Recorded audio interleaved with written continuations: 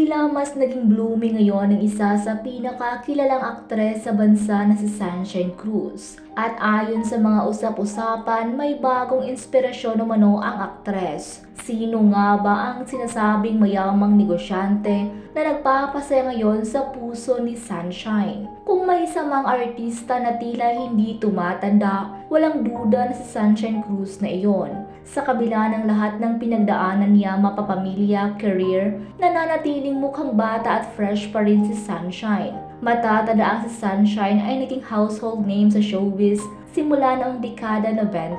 Una siyang nakilala bilang isang sexy star at kalaunan ay gumawa ng pangalan sa mga drama at family-oriented na palabas. Bukod sa kanyang husay bilang aktres, siya rin ay isang dedicated na ina sa kanyang tatlong anak na sina Angelina, Samantha at Cheska. Naging bahagi naman ng kanyang kwento ang kanyang kasal kay Cesar Montano noong 2000. Subalit matapos ang halos 13 years ng pagsasama, nauwi ito sa hiwalayan dahil sa mga personal na isyong hindi naayos. Sa kabila ng pagsubok na ito, nananatiling matatag si Sunshine bilang isang ina at patuloy na nagniningning ang kanyang karera. Ngayon tila isang bagong yugto ang nagbubukas sa kanyang buhay pag-ibig.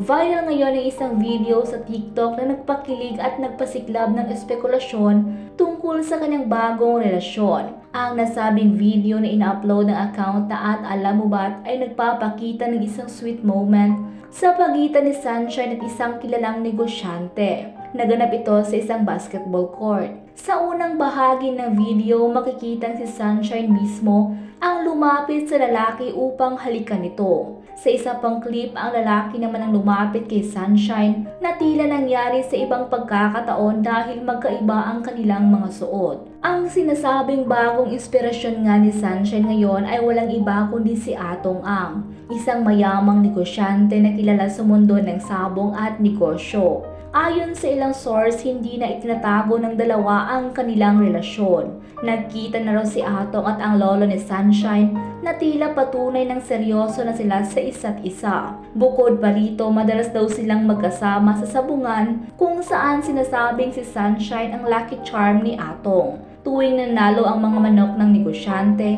hindi raw nawawala ang hiyawan mula sa mga tao na sumisigaw ng kiss, kiss, kiss na agad namang pinagbibigyan ng magkasintahan.